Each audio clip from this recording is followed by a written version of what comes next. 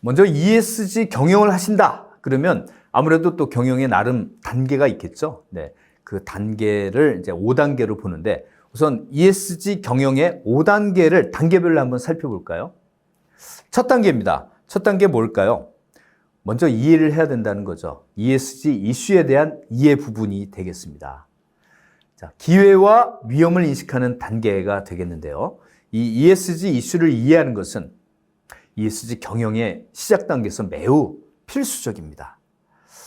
구체적으로 환경, 사회적 문제와 지배구조, 이 SG의 이 세 가지의 요소의 현황을 파악하고 그로 인한 위험과 기회를 인식하는 것이죠. 즉, 이해한 다음에 위험을 인식하고 위험을 인식하다 보면 또 거기에 맞게 기회도 또 함께 인식되는 그 발굴되는 측면을 우리가 단계적으로 한번 진행해 볼 수가 있습니다. 바로 이런 3단계 접근을 바로 ESG 이슈의 이해 과정으로 초기에 우리가 해야 되는 과정이다라고 볼 수가 있습니다. 그럼 ESG 이슈와 관련된 위험, 이 위험의 가장 큰 위험은 뭘까요? 아무래도 기후 관련 위험입니다. 기후 관련 위험은 기후변화가 그 기업에 미칠 수 있는 부정적인 영향을 말하는 거죠. 일반적으로 기후 관련 위험은 두 가지로 나눕니다. 물리적 위험, 그리고 전환 위험으로 분류되죠. 물리적인 건 갑자기 홍수, 재해, 천재지변이 기후와 관련돼서 일어나는 그런 위험을 말하고요. 전환 위험은 기업이 기후에 이제 대처하기 위해서 수반되는 여러 가지 위험이 있겠죠. 그런 부분에 전환 위험을 나중에 다시 설명을 드리도록 하겠습니다. ESG 관련 법규 위반으로 인한 위험은 무엇이 있을까요? 환경 이슈 관련 법 규제 위반, 사회 이슈 관련 법 규제 위반, 그다음에 지배구조 관련 법 규제 위반, 즉 ESG에 관련돼서 이렇게 또 구분될 수가 있겠네요. 경영 차원의 위험은 ESG 경영을 실천하지 않을 경우 이해관계자, 즉 투자자, 거래처, 고객, 직원 등의 이런 이해관계자로부터 외면당하는 위험을 경영 차원의 위험이라고 합니다. 현대에는 이런 SNS가 많이 발달했지 않습니까? 그래서 나쁜 평판은 위험이 굉장히 빠르고 크게 확산돼서 나타나는 특징이 있는 거죠. 그래서 사전에 방지하는 게 훨씬 더 중요한 그런 지금 현실이 돼가고 있습니다. 이 모든 국면의 위험은 결국 지속 가능성 위험 하나로 귀결되는 거죠.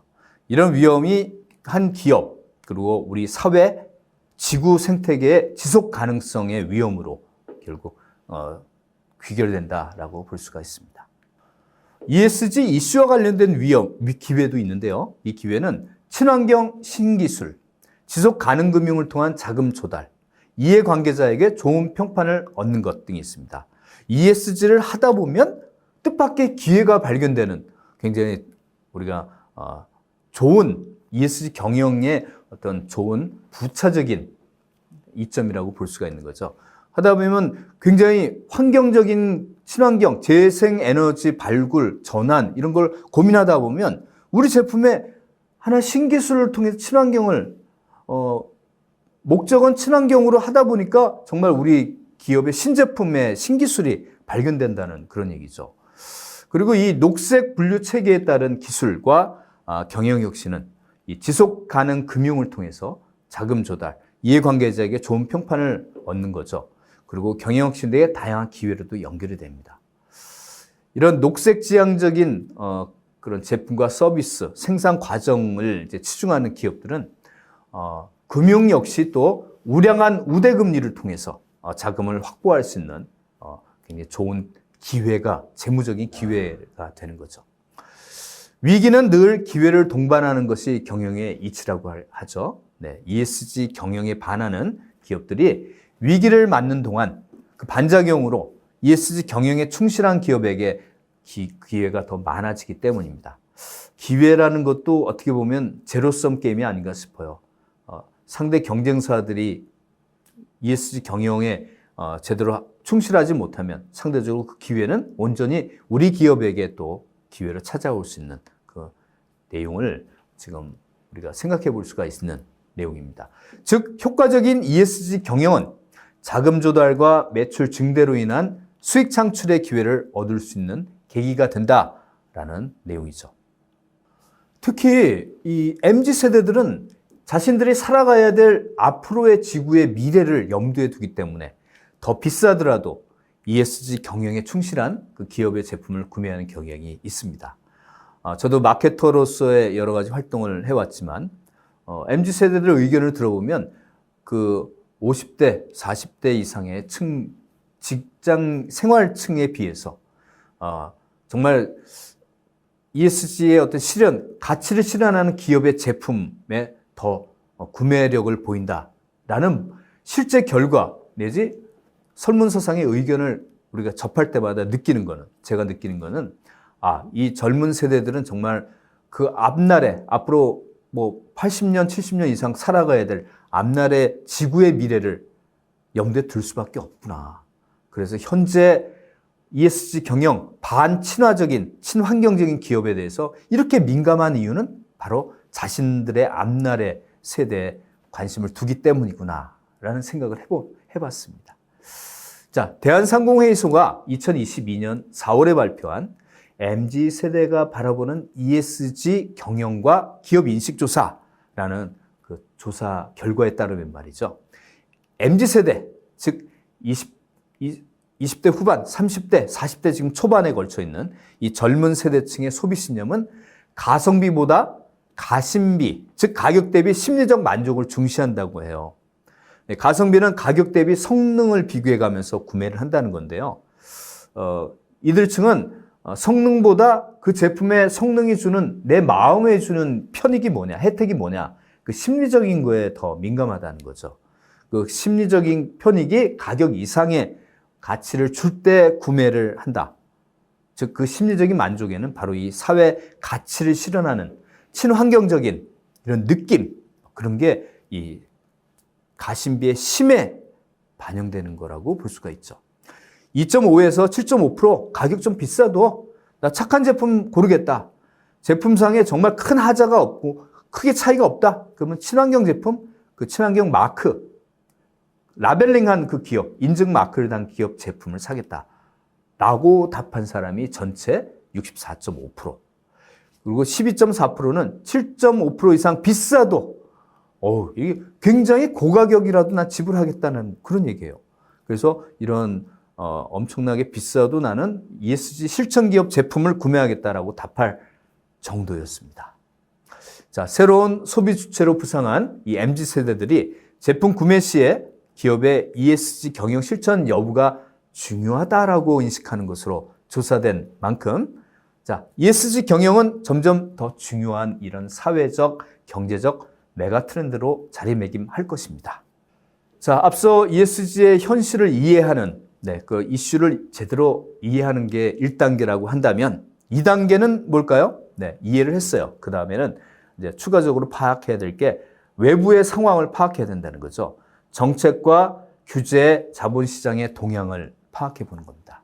이런 부분도 계속 시기에 따라 트렌드가 바뀌기 때문에 그때그때 계속 지속적으로 동향을 파악하는 이 안테나를 계속 달고 정보를 입수하는 노력이 필요하다라는 2단계에 대한 내용입니다. 글로벌 또는 글로벌의 어떤 UN이라든가 글로벌 차원의 EU, 유럽연합 이런 부분과 정부의 정책과 규제, 자본시장의 동향, 특히 지속가능 금융의 이 실태를 파악하는 것, 이것이 굉장히 동향 파악의 중요한 내용이 되겠습니다. ESG의 가장 강력한 동의는 금융으로 이 정책이나 규제보다 더 강력하다. 즉 ESG의 가장 강력한 동의는 뭐라고요? 금융입니다. 기업 입장에서는 금융으로부터 자금 확보하는 게 굉장히 중요한 과제가 되겠죠. 그래서 정책이나 규제는 사실 사후적인 측면인데 사전에 이 친금융적인 자금 확보하는 안정적인 이런 커뮤니티가 형성됐다. 그런 기업은 굉장히 경쟁력 있는 기업이 되겠습니다. ESG 시대가 활짝 열린 것도 이 돈줄을 쥐고 있는 투자자들, 여기는 물론 은행까지 포함한 내용이 되겠습니다. 이 투자자들이 적극적으로 움직였기 때문이면서 ESG 기술과 경영혁신, 그 다음에 공시와 평가 등이 모두 금융과 연결되어 있다라고 해도 과언이 아닌 거죠. 실제 ESG라는 용어가 주로 많이 사용되는 게 금융 투자자들 쪽입니다. 일부 외부에서는 사실은 일반적으로는 ESG라는 용어보다는 지속 가능 경영이라는 용어로 좀 많이 사용되고 있죠. 기업에서 ESG 경영 보고서도 ESG 보고서라기보다는 지금 지속 가능 경영 보고서라는 보고서 이름 자체가 그렇게 돼 있죠. 네. 지속 가능 경영이라는 대신에 투자자들은 바로 돈과 연결된 바로 ESG라는 용어를 더 많이 사용하고 있는 이유, 바로 여기에 있습니다. 자, 3단계는 이제 외부의 동향을 파악했어요. 그 다음에 본격적으로 이제 기업과 관련된 영역이 이제 내용이 되겠습니다. 3단계에서는 기술, 제품에 담길 핵심 기술, 그리고 그 기술과 제품과 생산 포함한 여러 가지 기업의 모든 활동을 통합하는 경영이라는 부분. 경영도 하나의 기술로 저는 보고 있는데요. 바로 기술혁신, 경영혁신에 대한 3단계 내용을 한번 살펴볼까 합니다.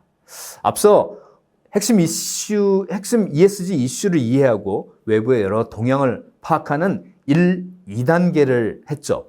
네, 이것을 이제 기반으로 해서 여기에 연계된 겁니다. 이런 걸 체계적으로 했으면 이제 회사가 보유하고 있는 기술의 현 주소와 기술적 잠재력을 점검하는 겁니다. 그리고 중장기적 관점에서 ESG를 실천하는 방향으로 ESG 경영이니까 당연히 ESG 경영 혁신을 모색해야 하는 거죠.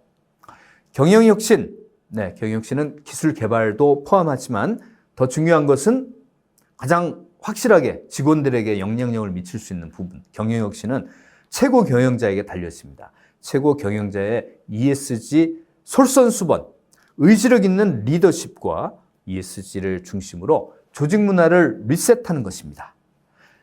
경영자의 리더십과 기업 문화, 이 두 가지 축이 경영혁신의 가장 중요한 선제 조건이다라고 말씀드립니다.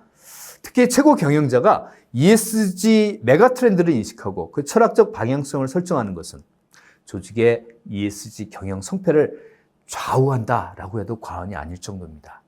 최고 경영자가 ESG를 규제로 인식하고 보여주기식으로 천명하는 정도? 네, 이런 접근 방식이거나 탑다운 방식으로 밀어붙이는, 네, 이렇게 ESG 경영을 밀어붙인다 그러면 결국 밑에서는 눈치 보면서 어차피 해야 되니까 외부에 그냥 그린워싱으로 포장하는 그런 내용으로 이어지거나 조직의 지속 가능성이 훼손되는 결과를 초래하게 됩니다. 이 최고 경영자가 지구의 그리고 인류의 미래를 염려하는 진정성을 갖고 중장기적인 ESG 경영을 모색하려는 뜻을 진심으로 직원들에게 제시함으로써 직원들이 조직 구성원 전체가 자발적이고 적극적으로 자신의 업무를 갖고 ESG 경영에 참여한다. 그때 조직 문화가 바뀌게 되고요. 조직의 지속 가능성이 확보될 수 있다라고 생각됩니다. 그것이 ESG 경영 혁신의 본질입니다. 그리고 ESG 메가 트렌드를 기회의 차원으로 승화시키는 계기가 되겠죠. 기술과 이러한 경영의 혁신은 2단계인 정책과 규제, 자본시장의 동향, 특히 지속가능 금융과 연계하고 동종업계의 동향을 고려해서 진행해야 할 것입니다. 네, 서두에 말씀드린 대로 기술과 경영의 혁신, 이 3단계는 2단계와 연계되어 있다. 그래서 2단계를 잘 하게 되면 이 기술과 경영의 혁신이라는 3단계 역시 잘 매듭을 지어질 수가 있다라고 말씀드립니다. 자, 4단계입니다. 앞 3단계는 뭐였죠? 한번 생각해 보실까요? 네, 3단계는 기술과 경영 혁신에 대한 부분이었어요. 제일 강조한 부분이 뭐였나요? 네, 현실적으로 최고 경영자의 리더십과 또 한 축이 뭐죠? 기업 문화라고 말씀드렸죠. 그걸 통해서 실질적으로 기술을 포함한 경영 혁신을 이루는 3단계가 됐다, 끝났다. 그러면 이제 4단계입니다. 어차피 경영 혁신이 잘 됐으면 성과가 나오겠죠? ESG 경영으로 인한 성과를 이제는 외부에 포장하고 발표하는 내용입니다. 사람들에게 설득하는 커뮤니케이션 과정이라고 보는 게 4단계입니다. 내용은 ESG 공시와 평가 대응이라고 말할 수 있습니다. 이해관계자들과의 커뮤니케이션하는 수단으로 ESG 공시와 평가에 대응하는 것, 바로 이 단계를 지금 말씀드릴까 합니다. ESG 공시와 평가는 여러 기업 내외부의 이해관계자 중에 주로 투자자와 커뮤니케이션하기 위해 필요한 절차라고 볼 수가 있는 거죠.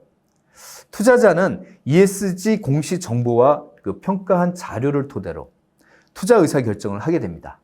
네, 기업이 ESG 외의 공시를 리포팅을 하게 되면 그 리포팅에는 또 이제 등급이라든가 ESG의 평가 등급 뭐 이런 관계된 자료가 또 함께 나오게 됩니다.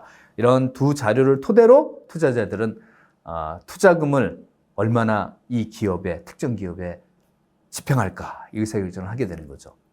ESG의 공시 트렌드는 이 공시 의무화와 공시 강화 추세 그리고 공시 시기를 앞당기는 것인데요. 1차적으로 투자자를 주요 이용자로 하는 이 자본시장 ESG 평가에 관심을 기울여야 하겠지만 그와 더불어 공급망 실사도 ESG 평가의 또 한 축으로 그 중요성이 커지고 있습니다. 네, 공급망 실사는 여러분이 다른 차시에서 학습하신 대로 가장 중요한 부분 EU라든가 미국의 선진 해외 수출 대상 지역에서 요구하는 부분입니다. 규제적으로 이제 딱 의무화시키기 때문에 이런 해외 선진국에 수출해야 되는 우리나라의 대기업과 그 대기업과 관련된 무수한 다수의 하청 중소기업들이 모두 다 여기에 맞춰서 공급망 협력업체 자체도 모든 업체가 이제 실사를 요구받으면 우리 회사 공장에 ESG 관련된 100가지 넘는 평가 지수를 전부 다 평가해 갖고 이제 제시를 해야 된다는 그런 내용이죠. 이것도 하나의 중요한 공시, 외부 이해관계자의 소통의 내용에 해당이 되겠습니다. 5단계 마지막 단계입니다. 이제 외부의 공시도 했어요. 발표도 다 했어요.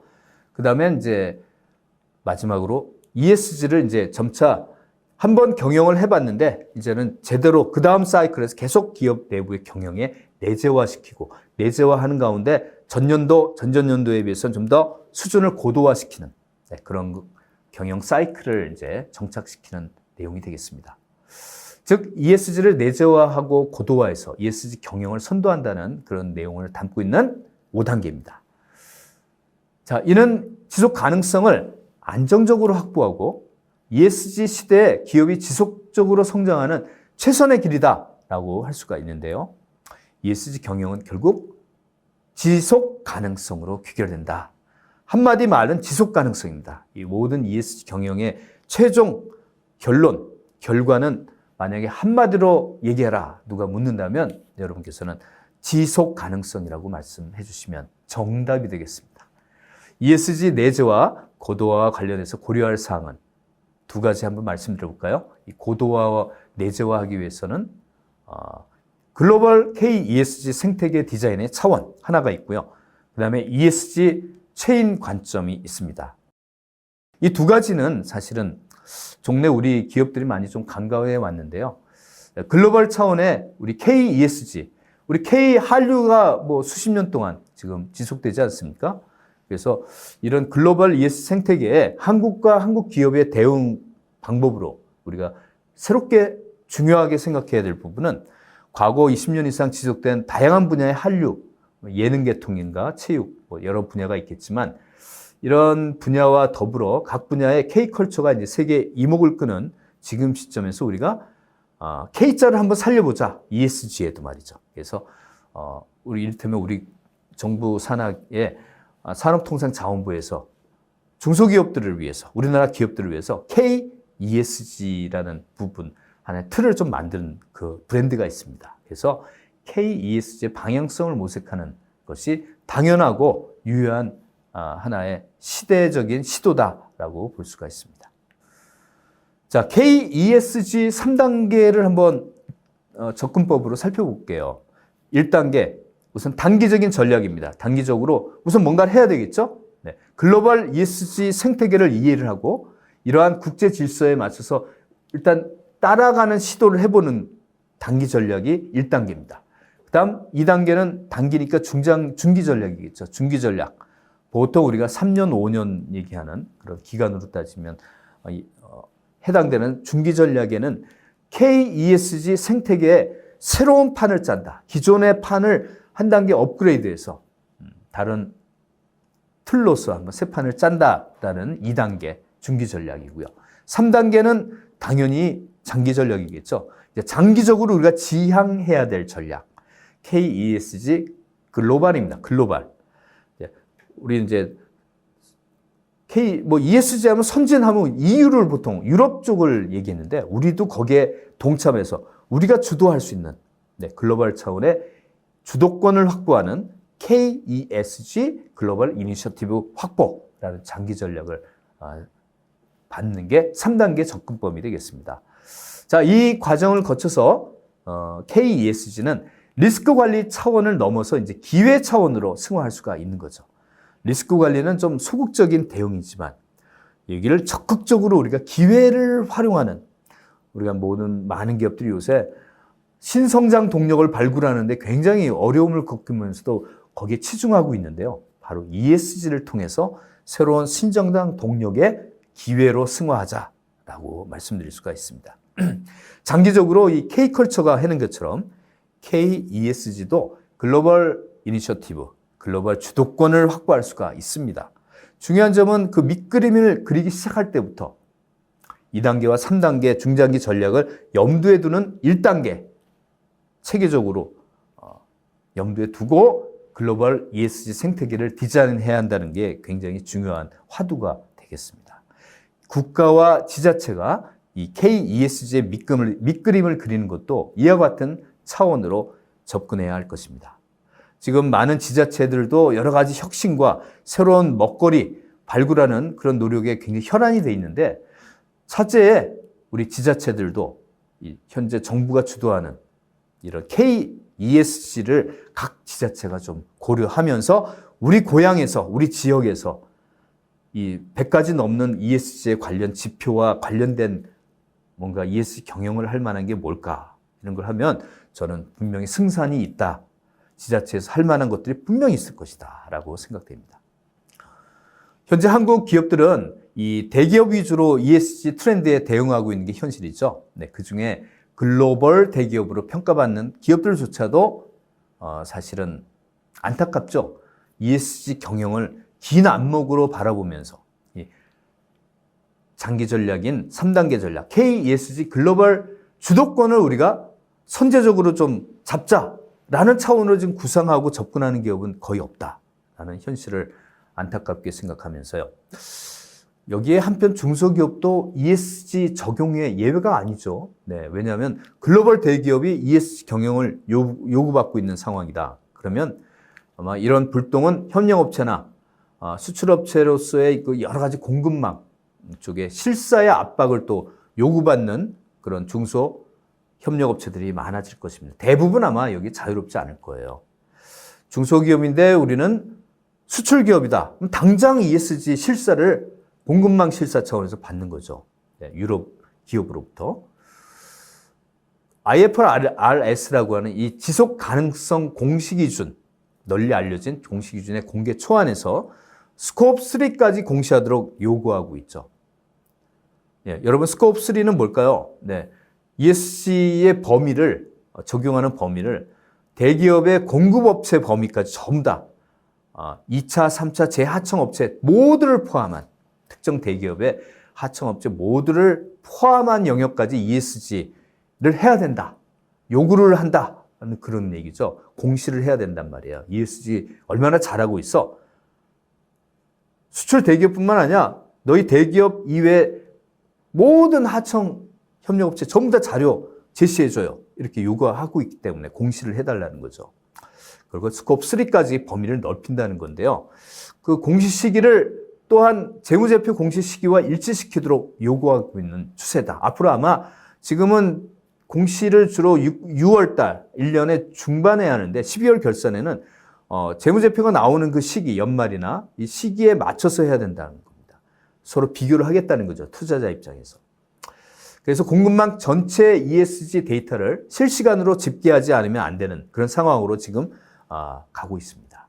머지않아 중소기업도 ESG 규제의 대상이 될 것이다. 이미 지금 다 이제 확대되고 있는 현실이고요. 따라서 이제 ESG 공급망이라는 체인 관점에서 ESG 경영을 접근할 필요가 있다. 스코프 3, 특정 기업과 관련된 모든 그 후반부에 협력업체, 공급업체를 다 포함해서 ESG 경영을 해야 된다라는 그런 추세입니다. 그러면 지금 단계적인 그 방법을, 접근 방법 말씀드렸는데요. 이번엔 도입을 한다. ESG 경영을 도입한다. 그럼 절차를 한번 살펴볼까요? 아주 이거는 실제 어떤 기업이 ESG 경영을 도입하겠다라고 결심을 하면 바로 이제 해야 될 그 몇 단계 절차를 이제 말씀드릴 거예요. 아주 실무적인 얘기네요. 제일 먼저 우리 회사가 ESG 도입을 하자. 그러면 뭘 해야 될까요? 네. ESG에 대한 니즈를 파악하고 마스터 플랜을 수립하는 기획에 대한 내용이 선행돼야 되겠죠. 첫 단계입니다. 니즈 파악이 뭘까요? 네. 니즈 파악과 관련된 여러분이 아마 실무자가 이 작업을 하시게 된다. 그러면 니즈 파악의 요소는 이런 게 있다라고 제가 한번 읽어드려 볼게요. 중요한 부분이라 그대로 한번 하나씩 살펴보겠습니다. 우리 조직은 왜 ESG 경영을 해야 하는가? 두 번째, 투자자는 우리에게 무엇을 요구하며 거래처, 공급망, 고객 등의 다양한 이해관계자 등의 이런 가치 사슬에 존재하는 각 주체들은 우리 기업에게 무엇을 원하는가? 공식적으로 요구하는가? 세 번째, 글로벌 기구와 국가와 지자체는 우리에게 법적, 정책적으로 어떤 기준으로 규제하고 있는가? 그 다음, 지역사회는 우리에게 어떤 기대와 요구를 하는가? 우리 조직이 직면하고 있는 ESG 위험과 기회는 무엇인가? 환경과 사회에 대한 책임을 감안할 때 우리 조직의 장기적인 비전과 목표, 전략은 어떻게 전환해야 하면서 대내외적으로 어떤 태도와 방법으로 우리의 비전과 목표를 설득할 것인가? 자, 지금 말씀드린 니즈들, 다양한 이해관계자와의 관계에서의 어떤 니즈인데요.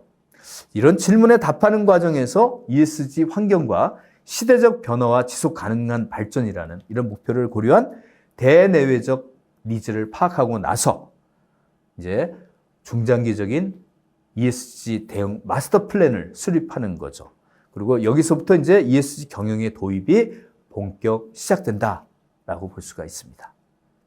니즈 파악 그리고 마스터 플랜 수립, 첫 번째 도입할 때 해야 될 이런 일들은 조직 내 ESG 협의체를 만들고 외부 ESG 전문가의 자문을 받으면서 진행하는 것이 좋습니다. 아무래도 새롭게 시작하는 영역이라 그 자체 내 기존의 직원이 혼자 떠안고 자체적으로 하기에는 ESG라는 부분 자체가 주는 구성 요소가 엄청나게 많기 때문에 외부의 전문가의 전문적인 자문을 얻어야 된다. 그리고 내부적인 협의체를 만들어서 여러 사람의 집단지성의 그 의견들을 서로 확인해 가면서 종합적인 의견을 확인해 가야 된다는 얘기죠. 이 단계에서 이 마스터 플랜을 완벽하게 짤 필요는 없다는 게 또 하나 말씀드릴 부분입니다. 뭐든지 이 광범위한 어떤 경영 혁신을 처음 시작할 때 모든 걸 완벽하게, 그러면 시간도 많이 걸리고요. 어차피 환경은 또 그 중에 변하게 돼 있습니다. 일단 트라이 앤 에러. 한번 해보고 또 다시 조치를 하고 그렇게 해서 가는 거죠. 요새 기업들의 신제품 발굴하는 그런 플랜처럼 처음 프로토타입 만들고 바로 시장에 내보내기 전에 내부적으로 또 계속 조정해 가면서 가는 겁니다. 그리고 이후에 ESG 대응 조직을 구성하고 전문가의 자문받고 ESG 이슈를 선정하고 그리고 공시 평가하는 일련의 이 과정에서 이 마스터 플랜을 탄력적으로 수정해 가면 됩니다. 중간중간에 환경, 시간적으로 트렌드 바뀌고 하기 때문에요. 마스터 플랜 이렇게 변경한다고 해서 잘못된 게 아니에요. 처음에 딱 1차적으로 만들어 놓고 중간중간 환경 대외적인 트렌드 살펴보면서 조정해 가면서 하면 충분합니다. ESG에 대한 글로벌 방향성이나 공시 기준, 평가 기준, 그리고 외부의 정책, 규제 이런 것들이 아직 완성된 단계가 아니기 때문에 충분히 앞으로 변화가 많이 될 거예요. 그래서 처음부터 완벽하게 대응하려 하기보단 큰 흐름만 잡고 단계적으로 도입 조정해 가면서 점차 내재화하면서 그 다음에 자연적으로 고도화되는 과정을 거치는 그런 전략이 유효하다. 자, 두 번째는 이제 니즈를 파악했고 마스터 플랜을 수립했죠. 그럼 이걸 이제 최고 경영자에게 보고를 해야 되겠죠. 그럼 최고 경영자는 뭘 해야 될까요? 이 부분 마스터 플랜까지 이제 딱 보고 나서 두 번째, 최고 경영자가 비전을 선포합니다. 무슨 비전이요? ESG 비전을 선포하게 되는 거죠. 전 직원에게 또는 외부의 언론에게 공표하는 거죠. 천명하는 거죠.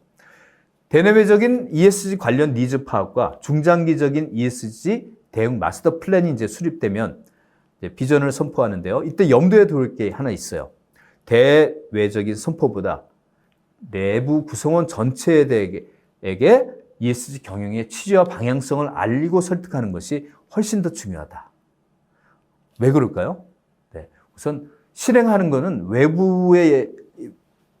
외부에 있는 사람, 이해관계자들이 실행하는 게 아니죠. 실행 주체는 내부 직원들로부터 시작이 돼야 되기 때문에 내부 직원들에게 먼저 확고하게 의지를 표명해서 그 사람들이 정말 느끼게 만들면 대외적으로는 나중에 전파가 자연히 더 잘 될 것이다. 이 부분에서 아마 예전에 스티브 잡스가 신제품 뭔가 동영상으로 전 세계에 발표할 때 항상 제가 들은 바로는 내부 직원을 모아놓고 먼저 직원들에게 천명을 하고 발표를 하고 그 동영상을 그대로 또 외부에 발표한다는 그런 얘기를 들었습니다. 내부 직원에게 먼저 최고 경영자로서의 의지를 그 신제품의 발매에 관련된 발표에 대한 의지를 확고하게 심어주면서 직원들에게 incredible 이러면서 굉장히 획기적인 제품이라는 걸 공유시키는 거죠. 그 다음에 이제 외부의 전 세계 잠재 고객에게 발표를 하는 그 영상을 저는 이제 생각이 나고 합니다. 그래서 내부 직원에 대한 먼저 확고한 비전 선포를 하는 게 중요한데 이 진정성 있는 최고 경영자의 ESG 비전 선포를 하는지의 여부가 중요하겠죠. 이 여부는 조직의 ESG 경영 성패를 좌우할 정도로 중요한 사안이라고 볼 수가 있겠습니다.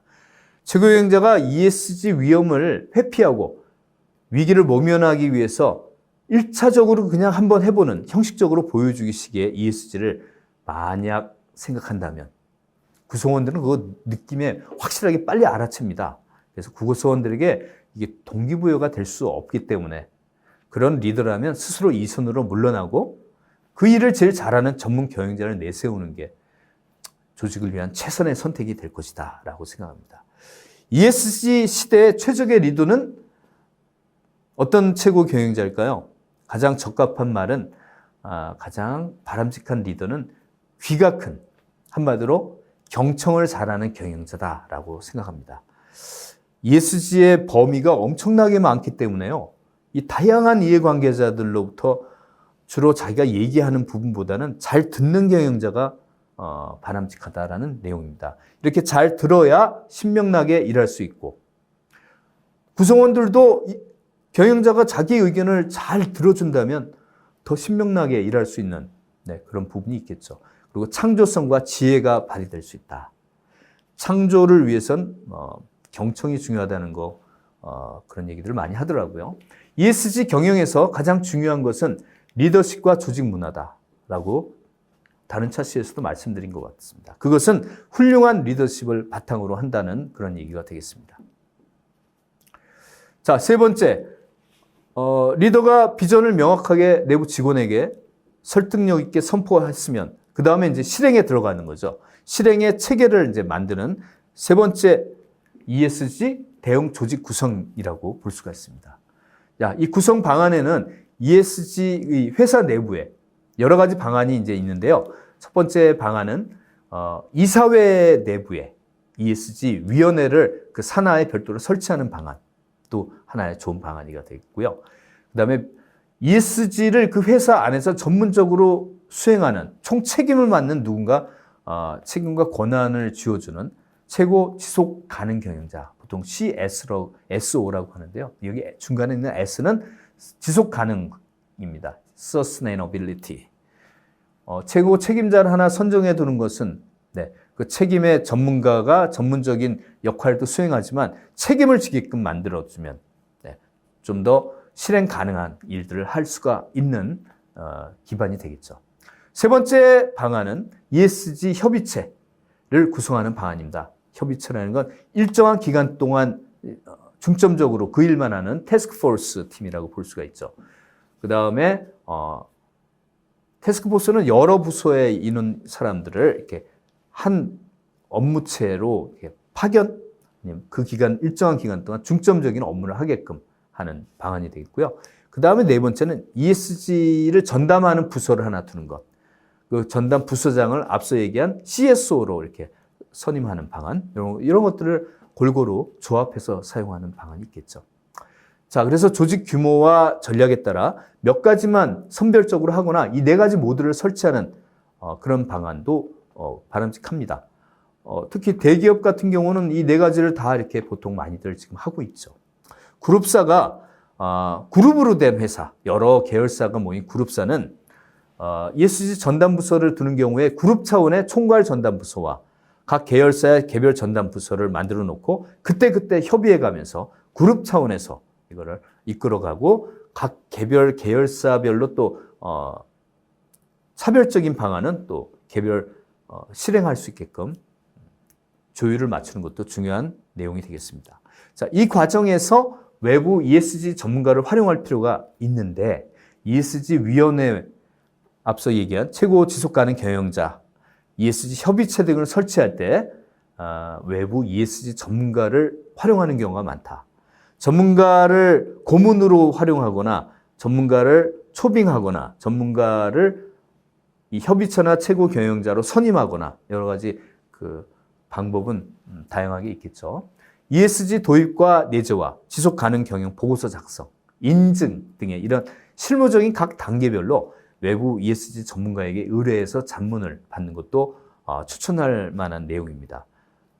기본적으로 ESG 경영 보고서를 작성하기 위해서 ESG 경영을 도입하는 많은 초기의 기업들은 각 단계별로 전문가에게 자문을 구하는 이런 부분 분명히 실행해야 될 부분인 것 같습니다.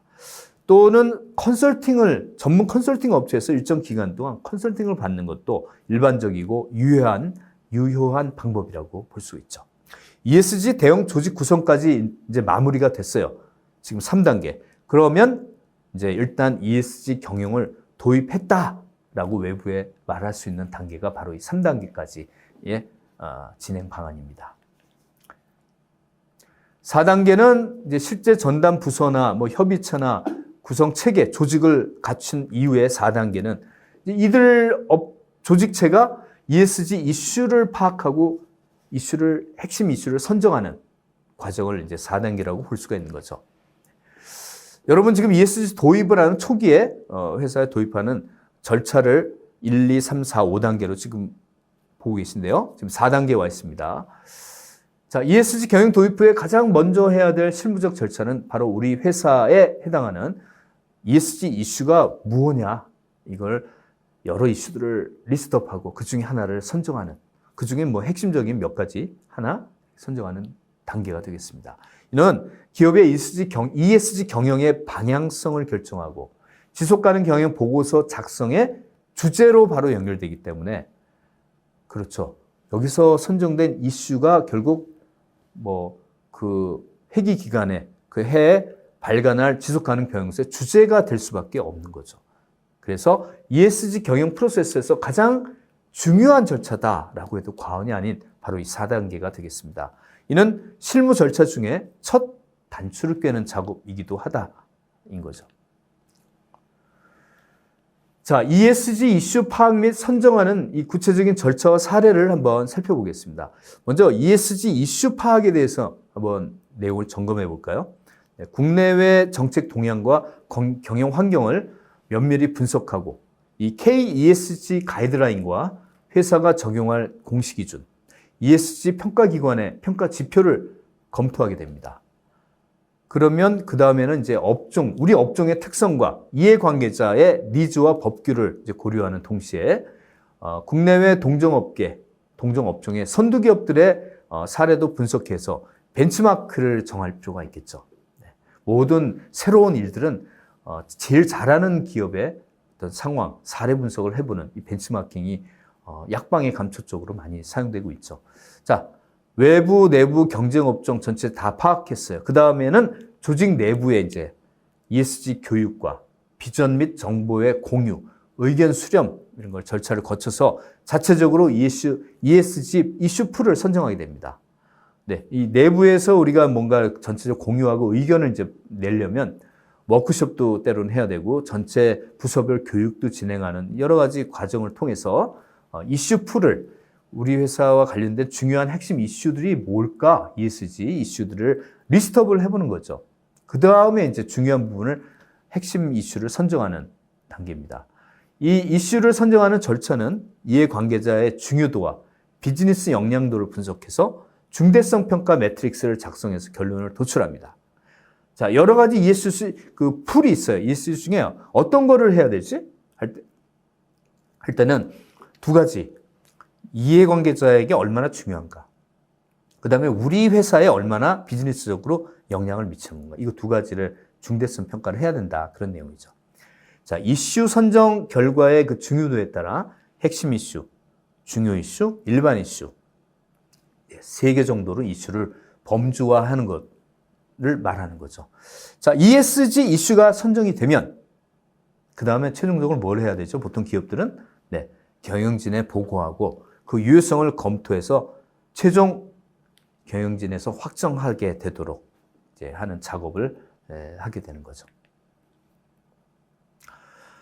사실 ESG 핵심 이슈는 이게 절대적인 부분이 아니라 산업별로 그 산업의 처한, 그 산업의 업의 본질에 따라 달라질 수가 있겠죠.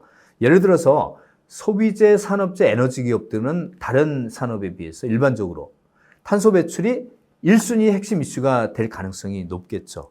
그렇지만 기술, 미디어, 통신, 금융기관 등은 탄소 배출이 1순위 핵심 이슈가 되기보다는 어떤 부분이 좀 많이 나올까요? 네, 주로 사이버 보안, 업종의 특성상, 그렇죠. 사이버 보안이 잘못되면 사회, 대중적으로 큰 치명타를 안기기 때문에 사회적 이슈를 끼치기 때문에 사이버 보안, 정보 보안 이런 것이 대체로 1순위 핵심 이슈가 될 수 있다. 그런 산업별 차이를 말합니다. 여러분이 많이 아시는 검색 업체, 대표적인 국내 네이버의 경우에도 정보 보안 및 프라이버시 보호가 1순위 핵심 이슈인 것을 보면 이해가 되시겠죠. 반면에 전문적인 제조업체 삼성전자의 경우에는 준법 윤리 경영, 기업 지배구조, 기후변화 대응 전략, 에너지 관리, 순환 경제, 화학물질 관리 등이 핵심 이슈로서 2021년 지속 가능 경영 보고서, 즉 ESR 보고서에 공시된 핵심 이슈가 되었습니다. 산업별 ESG의 핵심 이슈를 간단하게 한번 여러 가지 데이터를 통해서 정리를 해봤는데요. 여러분 한번 보시면 대충 이해가 되실 거예요. 아, 소비재는 역시 1순위가 탄소 배출이구나. 산업재 역시 탄소 배출이 가장 핵심 이슈가 되겠고요.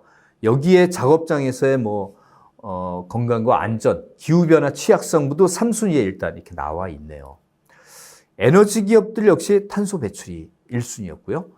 그 다음에 이제 에너지와 관련돼서는 이제 공공의 정책과 규제가 상당히 연결되는 중요도가 큰 부분이죠. 그 다음에 경쟁 우위로서의 환경, 3순위 이렇게 나왔습니다. 요새 많이들 우리 주위에 보이는 기술, 미디어, 통신 기업들은 역시 탄소 배출보다는 사이버 보안이 1순위로 나와 있고요. 많은 이 미디어나 통신, 기술 이런 업체들은 기업 윤리에 대한 내용이 공시 내용에 많이 보이고 있는 핵심 이슈가 되겠습니다. 금융기관, 금융기관 역시 사이버 보안. 금융기관은 리스크를 관리하는 게 제일 큰 업의 본질입니다. 근데 요새 금융기관에 핀테크로 해서 많이들 IT화 되고 있잖아요. 그러면서 이제 사이버 쪽의 보안이 1순위의 핵심 이슈로 나타나곤 하죠. 또 금융기관의 관심사는 기후변화의 취약성입니다. 기후변화에 굉장히 중요한 의미를 부여하면서 살피고 있죠. 소재 산업들의 1순위는 경쟁 우위로서의 환경 분야가 1순위가 되겠고요. 헬스케어는 좀 색다른 직원이라는 사회 이해관계자 중에 내부 직원의 참여가 굉장히 중요한 이슈가 되었네요. 네, 재밌는 핵심 이슈가 되었습니다. 유틸리티 기업들은 탄소 배출이 역시 1순위가 되었고요. 사이버 보안, 이사회 다양성 부분도 유틸리티에서는 많이 찾는 중요하게 보는 핵심 이슈로 나타나 있습니다. 자, 이제 마지막 단계로 이제 최종적으로 보고서를 작성하고 공시를 해야 되는 ESG 경영의 최종 결과는 이제 최종 단계는 보고서 작성과 작성된 것을 외부에 공시하는 작업이 되겠죠. ESG 이슈가 선정이 완료되면 이제 관련 데이터를 수집해서 일정한 기간 동안에 성과와 과정에 대한 ESG 보고서를 작성해야 되겠죠. 자, 보고서 작성하면 공시하는 단계를 거치는데요. 자, 데이터 수집은 과연 어떤 식으로 할까? 이게 굉장히 중요하고도 어려운 현실적인 과정인데요. ESG 보고서를 작성하기 위해서 먼저 앞당 단계에서 ESG 핵심 이슈가 선정되었죠. 이 이슈를 기반으로 여기에 관련된 데이터를 수집합니다. 근데 데이터 수집을 위해선 시스템 구축이 필요하다는 얘기죠. 요새 기업 내부에는 전부 다 디지털 트랜스포메이션, 거의 모든 공기업 포함해서 다 디지털 DT 시스템이 구축돼 있잖아요. 그래서 그 시스템에 대한 데이터 수집을 이제 많이들 하죠. 그래서 시스템 구축이 필요하고 데이터 관리 수집하는 인력이 추가 필요할 수도 있다. 그리고 12월 결산 대부분의 그 상장 법인들은 보통 중반부에 이렇게 6월, 7월에 지속 가능 경영 보고서라는 소위 ESG 보고서를 이런 이름으로 공시하는데요. 한국에서 공시 의무화가 시작되는 공시 의무화는 자산 2조 이상인 기업은 이제 2025년부터 전부 공시, ESG 공시를 의무화하게 돼 있다. 그런 얘기죠. 그래서 결산과 일반 재무제표를 보고하는 결산, 그리고 사업 보고서를 제출하는 시기에 ESG를 맞춰서 제출해야 될 가능성이 크다. 언제요? 2025년부터. 공시 의무화가 되는 기업들은 아마 이제는 결산되는 시기에 사업 보고서, 일반 대차 대조표, 재무제표 이런 걸 제출하면서 동시에 ESG, 지속 가능 경영 보고서를 같이 제출해야 됩니다. 서로 비교할 수 있도록. 따라서 그 이전에 데이터 산출 및 수집이 실시간으로 이루어지도록 하는 그 시기에 맞춤화되는 방안도 이제 함께 강구해야 되겠죠. 이를 위해서 이제 시스템 구축과 데이터 관리 그리고 인원 충원을 서둘러야 할 것입니다. ESG 보고서를 작성하면요. ESG 보고서 작성하는 과정도 우리가 좀 중요한 부분들이 몇 가지가 있죠. ESG 보고서 작성은 이 기획, 컨텐츠 작성, 내부 검토 및 관계자 회람을 거치게 됩니다. 이 과정에서 디자인과 편집, 영문 보고서 등의 전반적인 역할과 책임을 사전에 정하고 일정을 챙겨야 됩니다. 네, 공시해야 되는 일자가 있기 때문에 D- 한 달, 두 달, 체계적으로 일정 기간 동안 역할, R&R과 일정을 제대로 챙겨야 누군가 이제 전담 부서에서 해야 되겠죠. 그리고 보고서를 작성하는 과정에서는 앞서 계속 얘기했지만 외부의 전문가, ESG 전문가의 조력을 받는 것이 일반적이다. 네. 어떻게 보면 전문적인 어떤 조력도 받는 것도 있지만 외부 전문가의 입장에서 이 공시되는 내용이 비교 가능성, 또 해외에서 볼 때 이게 정말 신뢰성 있게 판단해 줄 것인가를 미리미리 점검하는 기회에도 이게 활용됨이 바람직합니다.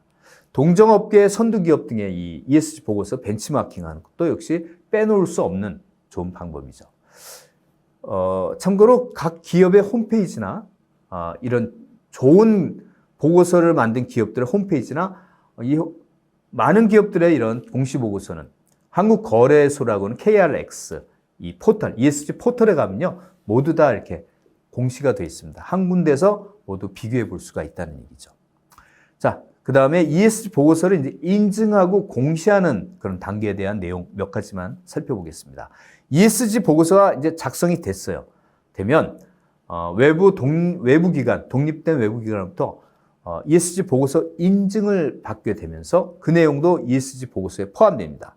네, 보고서 완료되면 공신력 있는 기관의 인증을 받게 돼야지 나중에 투자자들이 신뢰감 있게 본다는 얘기죠. 그 인증된 내용 자체도 나중에 추가로 ESG 보고서에 포함시켜야 된다. 그리고 한국의 경우에는 2021년 기준 약 92%의 지속가능 경영 보고서가 인증을 받고 발생되었다는 굉장히 널리 이제 활용되고 있는 추세네요. 보고서 공시는 일반적으로 지속가능 경영 보고서를 단행본으로 발행하고 홈페이지에 자세한 내용을 공시하는 방법으로 이루어집니다.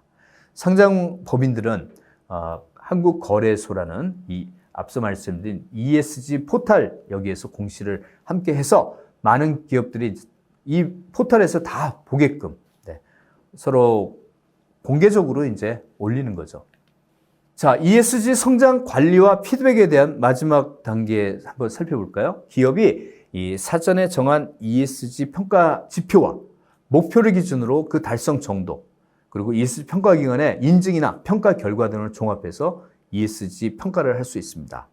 ESG 성과를 이 핵심 성과 지표로 활용해서 성과급의 기준으로 삼는 것은 그 자체가 ESG 평가의 가점 요소로 작용하면서 전사적인 ESG 추진을 동기부여시키고 ESG 경영을 성공적으로 이끄는 수단이 되기도 합니다.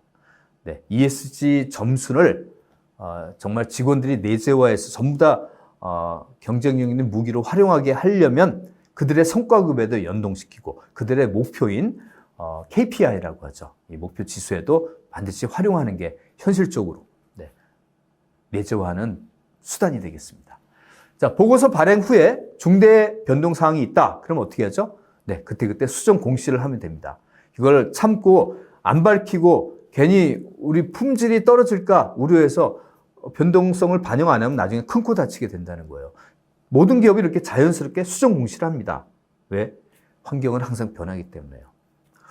그래서 평가에도 반영하게 되면서 이해관계자의 피드백, 외부 환경의 변화, ESG 내재화와 고도화를 거치면서 이제 결국 ESG 경영 전략과 ESG 보고 체계를 지속적으로 개선하는 노력이 필요합니다. 경영은 계속해서 피드백해가면서 체크업해가면서 성과를 내는 게 경영이다라고 보면 맞는 말인 것 같습니다. 특히 아직은 ESG 환경이 계속 변화하고 있기 때문에 그 변화를 예의주시하면서 발빠르게 적응하지 않으면 안 되는 상황입니다.